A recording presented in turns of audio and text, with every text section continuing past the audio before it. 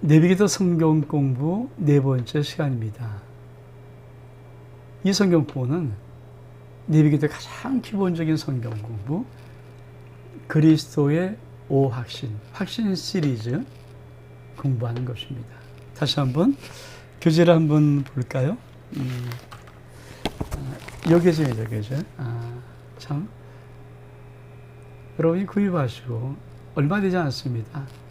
하나씩 여러분이 볼 수만 있다면 이 교재를 구입하고 말씀을 들으면서 하나씩 집에서 공부해 나갈 수 있다면 여러분의 신앙은 아주 놀랍게 성장해 갈 것입니다.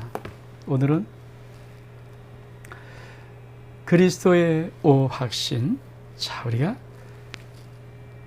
이 다섯 가지를 다시 한번 보겠습니다. 구원의 확신, 기도응답의 확신, 승리의 확신, 사죄의 확신, 인도의 확신. 이것이 크리스찬의 가장 기본적인 다섯 가지의 확신입니다.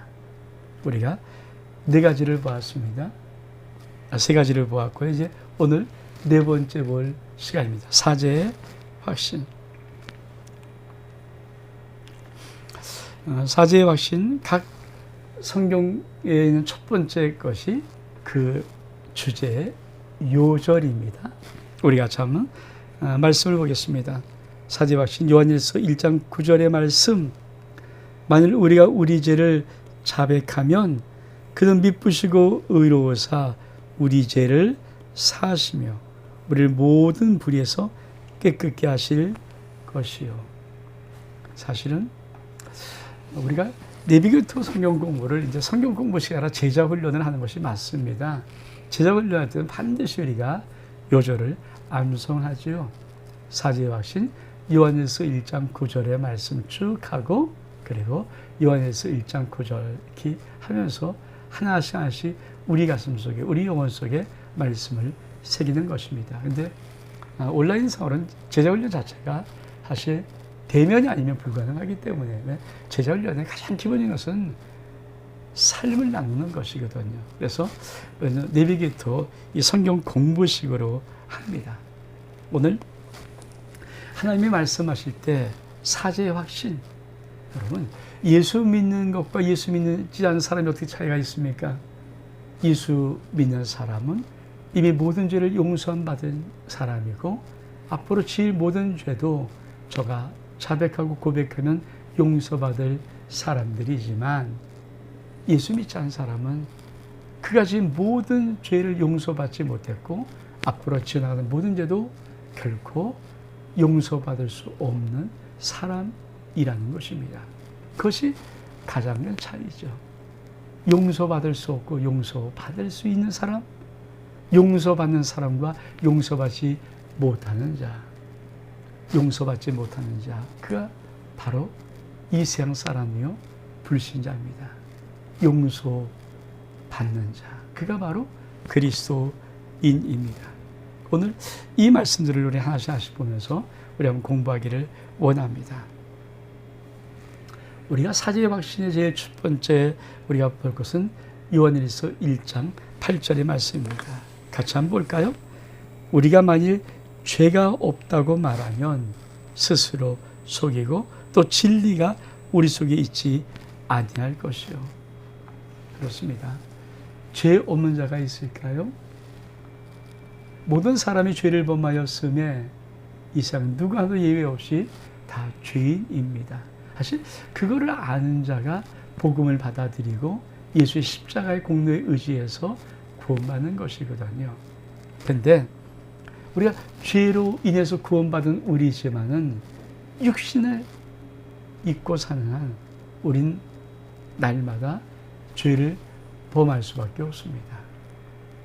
어떤 천하의 인간이 아무리 도덕적으로 걸어가고 깨끗할지라도 죄 없이 하루를 살아갈 수 있는 사람이 어디 있겠습니까? 우리는 목욕은 한 자일지 모르지만 살다 보면 손과 발이 더러워지는 그런 자들입니다. 그래서 우리 주도 말씀하시기를 베드로에게 목욕한 자다. 그러나 손과 발은 씻어야 되지 않겠니? 말씀하시는 것입니다. 그러므로 제일 중요한 것, 내가 하루를 살고 이틀을 살고 일주일 살든 한 달 살든 간에 우리 인생 속에 죄가 있었음을 고백해야 되는 겁니다. 죄 없다? 성경은 그러니까 너 스스로 속이고 있어. 죄 없다? 너는 속이고 있구나. 이렇게 말씀합니다. 그러면 우리는 죄에 대한 어떤 태도를 갖고 있어야 할까요? 우리가 죄에 대한 태도를 갖고 있을 텐데 시편 139편 23절 24절의 말씀에 하나님이여 나를 살피사 내 마음을 아시고 나를 시험하사 내 뜻을 아옵소서. 내게 무슨 악한 행위가 있나 보시고 나를 영원한 길로 인도하소서.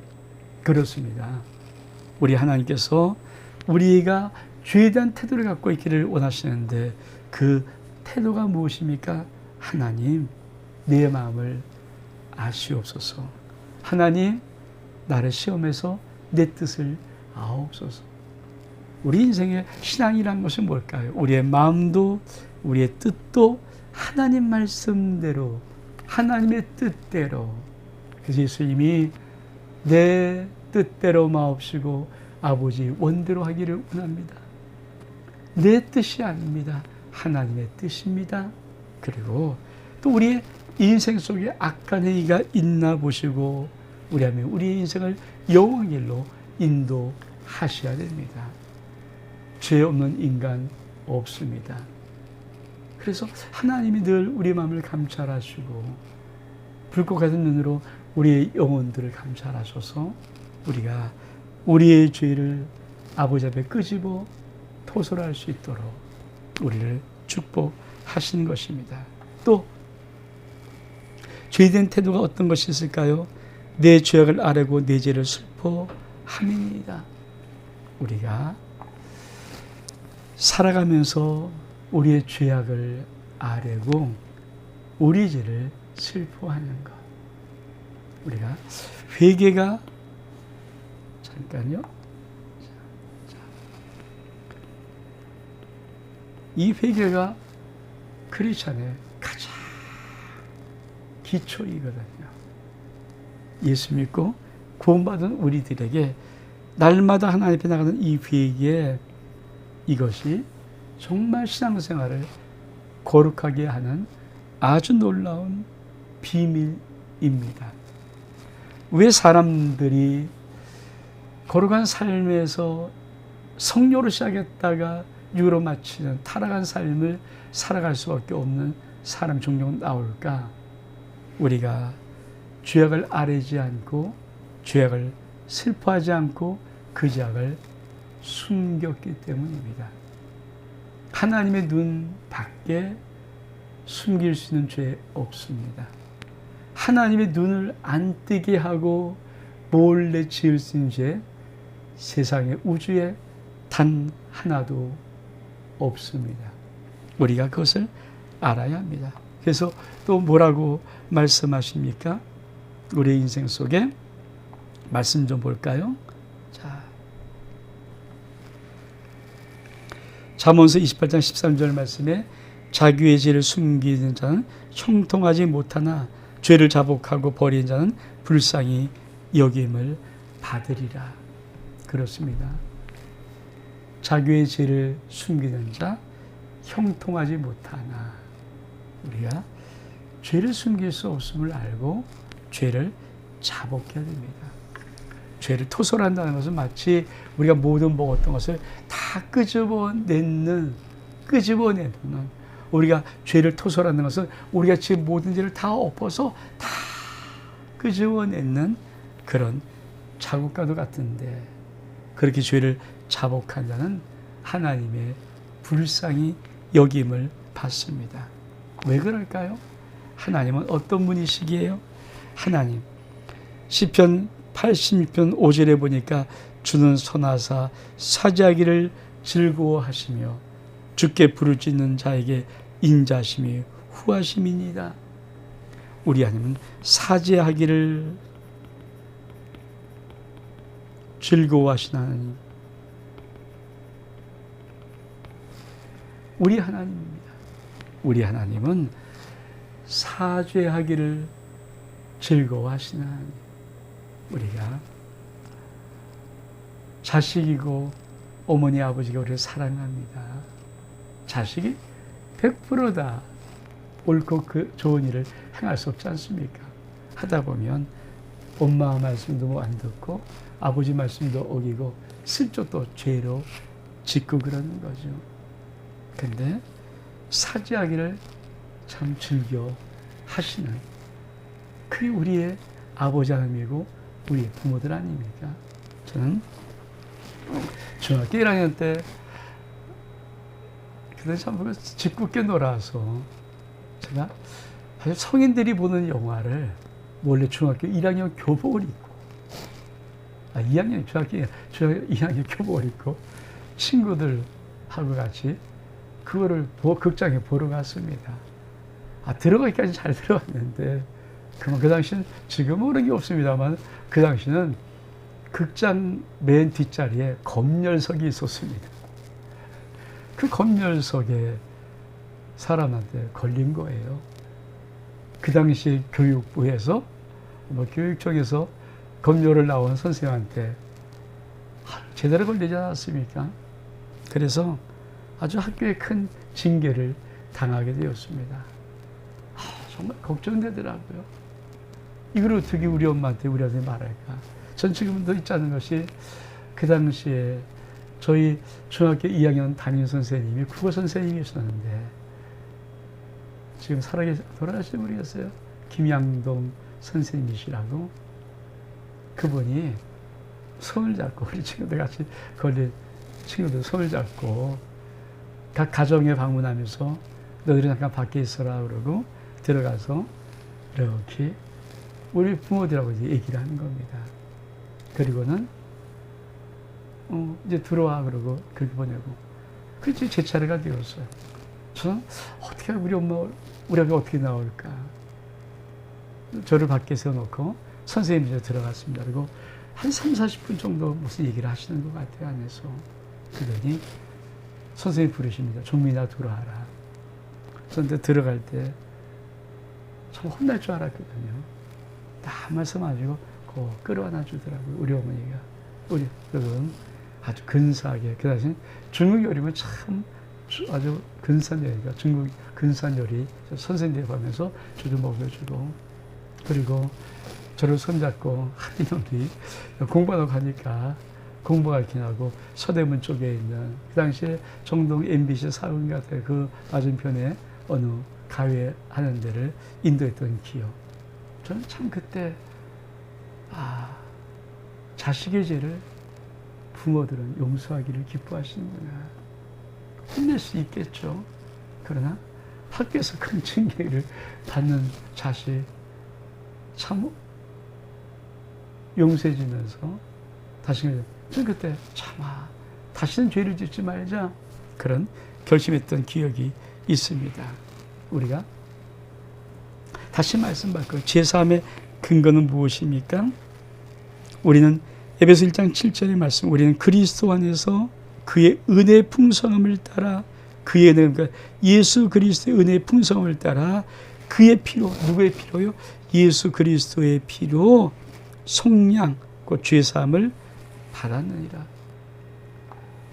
하나님 아버지가 우리의 죄를 용서하시는 것은 그렇죠. 이미 하나님의 아들 예수 그리스도가 우리의 모든 죄를 친히 지시고 십자가에 죽으심으로 그 흘리신 보혈로 우리의 모든 죄를 용서하신 것이 우리의 죄를 용서하는 근거가 됩니다. 그 주 예수 그리스도의 십자가는 그 피는 우리의 과거의 죄, 우리의 현재의 죄, 우리가 앞으로 질 모든 미래의 죄까지 다 통틀어서 용서하신 용서입니다. 그걸 근거로 해서 우리가 죄를 감추지 아니하고 죄를 숨기지 아니하고 하나님 앞에 토설해 나가면 우리의 죄를 우리 하나님은 용서해 주십니다. 말씀도 볼까요? 히브리서 10장 12절의 말씀 오직 그리스도는 죄를 위하여 한 영원 제사를 드리시고 하나님 우편에 앉으사 그렇습니다.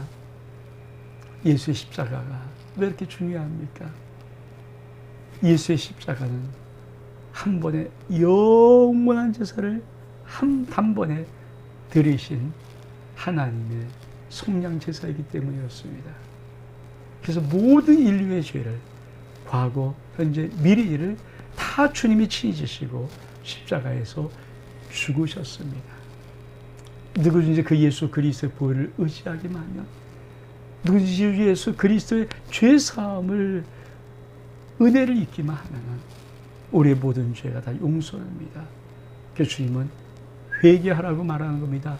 돌아서라고 말하는 것입니다. 너희 죄가 이미 용서되었으니까 너희가 죄를 자복하고 하나님에게로 돌아서라고 말하는 것입니다. 그런데 참 이 다음 말씀은 참 중요한 말씀입니다.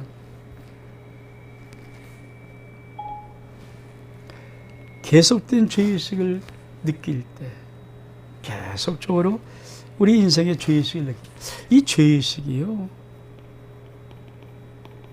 사라지지가 않습니다.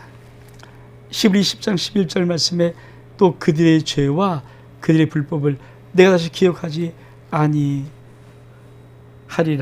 하셨으니, 사실은 우리 인생 속에 하나님 말씀과 좀 배치되는 부분이 있습니다. 그것은 바로 우리가 죄를 회개하고 용서함 받았지만은 우리 영혼 속에 이 죄 기억들, 의식들이 계속 있다는, 잔존하고 있다는 것이거든요.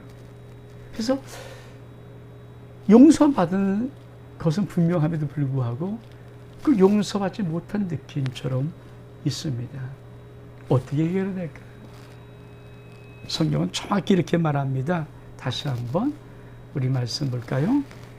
그들의 죄, 저와 여러분이 지은 모든 죄와 그들의 불법, 저와 여러분의 모든 불법을 우리 주님, 우리 하나님은 다시 기억하지 아니하리라.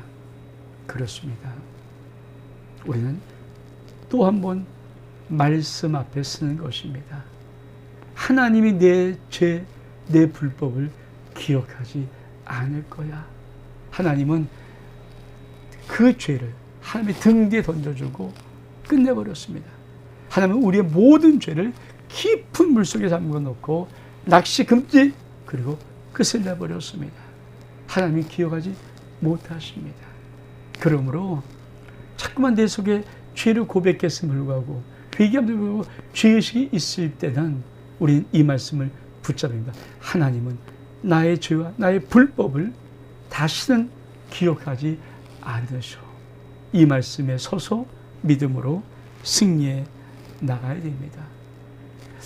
우리 하나님의 말씀을 볼까요? 우리가 우리의 사죄 확신은 어떤 삶의 변화를 가져올 수 있습니까? 바로 용서입니다. 용서. 자, 다시 한번. 용서. 에베소 4장 30에 보니까 서로 친절하게 하며 불쌍히 여기며 서로 용서하기를 어떻게 한다고요? 서로 용서하기를 하나님이 그리스도 안에서 너희를 용서한 같이 하라. 용서하는 가정, 용서하는 사회, 용서하는 교회. 그렇습니다. 우리의 인생 속에서 용서만큼 위대한 것이 어디 있습니까? 우리가 우리의 죄진 자를 용서함 같이 우리 하나님께서 우리 죄를 사해 주는 거거든요. 하나님이 왜 우리 속에 사죄의 확신을 그렇게 강하게 밑바닥에 깔아 놓으시고 싶으실까요? 믿음의 사람들에게 이렇게 말하는 것입니다. 너희는 하나님 아버지가 내가 너희 죄를 용서한 것처럼 너희는 서로 용서하며 살아가라. 성도 여러분, 꼭 기억하십시오. 왜 사죄의 확신이 중요할까요? 이 사죄의 확신은 네가 용서받은 것처럼 너 용서의 사람이 되라. 그리스도인은 누굽니까? 용서의 사람입니다. 그리스도의 몸된 교회는 무엇입니까? 용서하는 공동체입니다. 용서할 때 가장 놀라운 위대한 힘이 그곳에 있습니다.